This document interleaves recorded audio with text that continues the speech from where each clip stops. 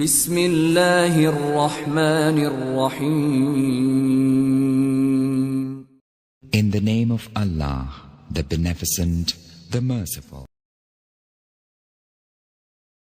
يشرح صدره للإسلام ومن يرد أن يضله يجعل صدره ضيقا حرجا كأنما يصعد في السماء كذلك يجعل الله الرجس على الذين لا يؤمنون صدق الله العظيم.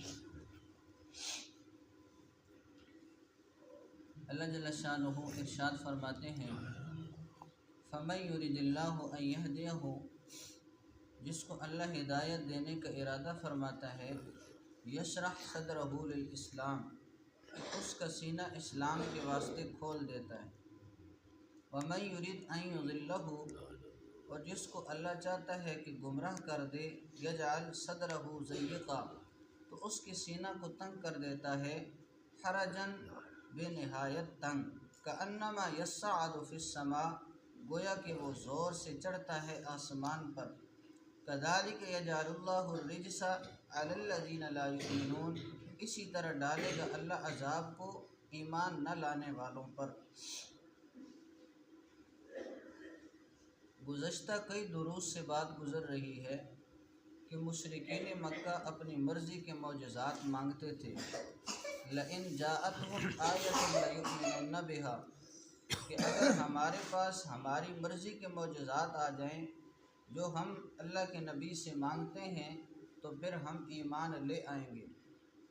لیکن اللہ جل شانہ جانتے تھے کہ ان کی نیت خراب ہے، یہ کوئی حقیقتاً ایمان لانے والے نہیں، اس لیے مومنین کو پیچھے تسلی بھی دی گئی. وما یشعرکم انہا اذا جاءت لا یؤمنون، تمہیں کیا معلوم کہ اگر ان کی مرضی کے معجزات بھی اتار دیے جائیں، ان کی مرضی کی نشانیاں بھی پوری کر دی جائیں، پھر بھی یہ لوگ ایمان لانے والے نہیں. تو لہٰذا اس آیت مبارکہ کے اندر اللہ تعالیٰ یہ ارشاد فرما رہے ہیں کہ جس بندے کو اللہ ہدایت دینے کا ارادہ فرماتے ہیں اس کا سینہ اسلام کے لیے کھول دیتے ہیں. جس بندے کا سینہ اسلام کے لیے، ایمان کے لیے، قرآن کے لیے کھل جائے، یہ اللہ کی بہت بڑی نعمت ہے. لیکن اس کا انحصار بھی طلب پر موقوف ہے. جو بندہ طلبگار ہوتا ہے اللہ اس کے لیے راستے کھول دیتے ہیں، اس کو ایمان کی دولت سے نوازتے ہیں. اللہ تعالیٰ سورہ عنکبوت کے اندر ارشاد فرماتے ہیں والذین جاہدوا فینا لنہدینہم سبلنا، جو ہمارے راستے کی طرف آنا چاہتا ہے تو پھر ہم اس کے لیے راستے آسان کر دیتے ہیں اور وہ ہدایت یافتہ بن جاتا ہے، وہ منزل مقصود تک پہنچ جاتا ہے، اس لیے کہ اس بندے کے اندر طلب موجود ہے. لیکن جو بندہ بے طلبہ ہوتا ہے، جس کے اندر طلب نہیں ہوتی، اللہ اسے محروم رکھتے ہیں. جو ہدایت کا طلبگار ہے اللہ اسے ہدایت عطا فرماتے ہیں، اور جو بندہ اعمال صالحہ کا طلبگار ہے کہ میری زندگی اچھی گزری اور میری زندگی کے اندر سنتیں ہوں، جو بندہ اس کا طلبگار ہوتا ہے اللہ تعالیٰ اسے اعمال صالحہ کی دولت نواز دیتے ہیں. لیکن جو بندہ طلبگار نہیں ہوتا اللہ اسے ہدایت سے بھی محروم رکھتے ہیں، اعمال صالحہ والی زندگی سے بھی محروم رکھتے ہیں. اسی طرح ایک اور آیت مبارکہ کے اندر ارشاد فرمائے وَأَنِيبُوا إِلَىٰ رَبِّكُمْ وَأَسْلِمُوا لَهُ، تم اپنا رخ اللہ تعالیٰ کی طرف پھیر دو. یعنی بندے کو چاہیے کہ بندہ اپنا رخ اللہ کی طرف پھیر دے. اللہ سے رخ ہٹائے گا تو پھر آخرت کے اندر، دنیا کے اندر ناکام ہوگا، پھر انسان کامیاب نہیں ہو سکتا. اس لیے اللہ کی طرف اپنا رخ پھیر لے گا تو پھر یہ بندہ دنیا کے اندر بھی کامیاب ہوگا، آخرت کے اندر بھی کامیاب ہوگا. ایک حدیث مبارکہ کے اندر حضور صلی اللہ علیہ وسلم سے پوچھا گیا یا رسول اللہ صلی اللہ علیہ وسلم، اللہ تعالیٰ جس بندے کے سینے کو اسلام کے لیے کھول دیتے ہیں اس کی علامات کیا ہیں؟ حضور صلی اللہ علیہ وسلم نے اپنی مبارک حدیث کے اندر 3 علامات ارشاد فرمائیں.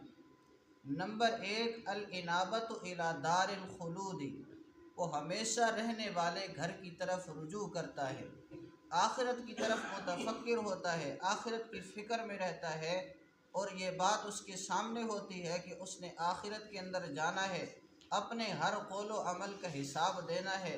جو اس نے زندگی گزاری، جو جوانی گزاری، کہاں سے مال کمایا، کہاں پہ مال خرچ کیا، اس سب کا اس نے جواب دینا ہے۔ اللہ کی طرف، آخرت کی طرف اس کا رجوع رہتا ہے۔ یہ پہلی نشانی حضور صلی اللہ علیہ وسلم نے ارشاد فرمائی۔ دوسری کیا ارشاد فرمائی؟ وَالتَّجَافِي عَنْ دَارِ الْغُرُورِ، دھوکے والے گھر سے دور رہتا ہے، یعنی اس دنیا کے پیچھے نہیں پڑتا، دنیا سے الگ رہنے کی، دنیا سے بچنے کی کوشش کرتا ہے۔ اس لیے میرے بھائیو دوستو، دنیا کو منزل مقصود نہ بنایا جائے۔ حضور صلی اللہ علیہ وسلم دعا فرمایا کرتے تھے، اللہم لا تجعل الدنیا اکبر ہمنا، یا اللہ ہمارے لیے یہ دنیا منزل مقصود ہی نہ بنا دے کہ ہمارا ہر وقت دنیا کی طرف دھیان ہو، ایسی بات نہ ہو۔ ولا مبلغ علمنا، نہ ہی ہمارے علم کی انتہا دنیا ہو، ایسا نہ فرمانا۔ لیکن بالکل دنیا سے علیحدہ ہو جانا، رہبانیت اختیار کر لینا، یہ بھی اسلام کے اندر نہیں ہے۔ اسلام کہتے ہیں لا رہبانیت فی الاسلام، اسلام کے اندر رہبانیت کا کوئی تصور نہیں ہے کہ اسلام کہے کہ بالکل دنیا کو چھوڑ دیا جائے، بالکل بندہ شادی نہ کرے، بیوی بچوں سے علیحدہ ہو جائے، دوست احباب سے علیحدہ ہو جائے، قریبی رشتہ داروں سے علیحدہ ہو جائے، دنیا والوں سے علیحدہ ہو جائے۔ یہ رہبانیت اسلام نہیں مانگتا، نہیں طلب کرتا ہے۔ لیکن یہ ہے کہ انسان یہ سوچے کہ یہ دنیا عارضی قیام گاہ ہے، مستقل آخرت ہے، لہذا یہ جتنی عارضی ہے اتنی ہی اس کی طرف فکر ہونی چاہیے۔ ویسے حلال کمانا یہ فرضوں میں سے ایک فرض ہے، لیکن اس کی طرف بالکل دھیان کر لینا، دنیا ہی کو منزل مقصود بنا لینا، آخرت سے غافل ہو جانا، یہ کسی عقل مند انسان کی بات نہیں ہو سکتی۔ تو لہٰذا دنیا جتنی عارضی ہے، جتنا دنیا کے اندر رہنا ہے، اتنا ہی دنیا کی تیاری کی جائے۔ باقی آخرت چونکہ لامحدود ہے، ہمیشہ اور دائمی زندگی ہے، تو لہٰذا آخرت کی تیاری زیادہ ہونی چاہیے۔ اس لیے حضور صلی اللہ علیہ وسلم نے جس بندے کا سینہ اسلام کے لیے کھل جائے، اس کی 3 نشانیوں میں سے دوسری نشانی یہی ارشاد فرمائی، وَالتَّجَافِي عَنْ دَارِ الْغُرُورِ، کہ دھوکے والے گھر سے وہ بچتا ہے، دور رہتا ہے۔ لیکن یہ نہیں ہے کہ بالکل دنیا سے علیحدہ ہو جائے، بلکہ دنیا بھی مومن طلب کرتا ہے، آخرت بھی طلب کرتا ہے۔ اور یہ دعا خود قرآن مجید نے سکھلائی ہے، ربنا آتنا فی الدنیا حسنہ وفی الآخرۃ حسنہ، اے اللہ ہماری دنیا بھی اچھی فرما، آخرت بھی اچھی فرما، دنیا میں بھی بھلائی عطا فرما، آخرت کے اندر بھی بھلائی عطا فرما۔ تو لہذا یہ نہیں ہے کہ بالکل دنیا کو چھوڑ دیا جائے، بلکہ مومن دنیا کا بھی طلبگار ہوتا ہے، اچھی روزی کا طلبگار ہوتا ہے، لیکن ساتھ ساتھ وہ آخرت کا بھی طلبگار ہوتا ہے۔ ربنا آتنا فی الدنیا حسنہ، اس حسنہ سے مراد حکیم الامت حضرت مولانا محمد اشرف علی صاحب تھانوی رحمہ اللہ بیان القرآن کے اندر لکھتے ہیں کہ اس حسنہ سے مراد صرف دنیا کی اچھائی ہی نہیں، بلکہ دنیا کی اچھائی سے مراد یہ ہے کہ جو دنیا نجات دینے والی ہو۔ ظاہر سی بات ہے کہ جو اللہ کو راضی کرنے والی ہو، آخرت کے اندر نجات دینے والی ہو، مومن اسی کا طلبگار رہے گا، ورنہ صرف دنیا کی عیشیں، دنیا کی نعمتیں، یہ تو کافروں کو بھی حاصل ہو جاتی ہیں، مشرکوں کو بھی حاصل ہو جاتی ہیں، ملحدین کو بھی حاصل ہو جاتی ہیں۔ تو لہٰذا ایسی نعمتیں جو کہ آخرت کے اندر کامیاب کرنے والی ہوں، مومن ان کا طلبگار رہتا ہے۔ اور تیسری نشانی ارشاد فرمائی کہ جس بندے کا دل اللہ تعالیٰ اسلام کے لیے کھول دے، سینہ اسلام کے لیے کھول دے، تو اس بندے کی علامت اور نشانی یہ ہے کہ استعداد الموت قبل ورود الموت، موت کے آنے سے پہلے پہلے وہ موت کی تیاری کر لیتا ہے۔ حضور صلی اللہ علیہ وسلم نے ایک حدیث مبارکہ کے اندر ارشاد فرمایا کہ جس طرح لوہے کو زنگ لگ جاتا ہے، اسی طرح دلوں کو بھی زنگ لگ جاتا ہے۔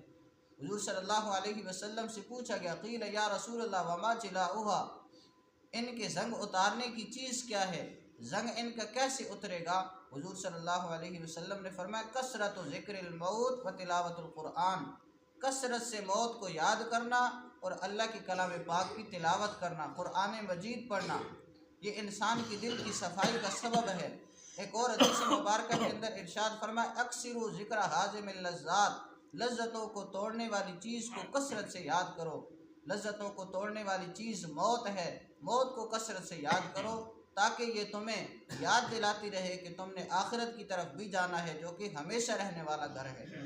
تو یہ نشانی حضور صلی اللہ علیہ وسلم نے ارشاد فرمائی کہ جس بندے کے سینے کو اللہ اسلام کے لیے کھول دیتا ہے اس کی علامات یہ ہے۔ آگے انشاءاللہ آیت مبارکہ کا جو دوسرا ٹکڑا ہے اس کے اندر آ رہا ہے کہ اللہ تعالیٰ جسے چاہتے ہیں کہ اللہ اسے گمراہ کر دے تو اس کے سینے کو نہایت تنگ کر دیتے ہیں۔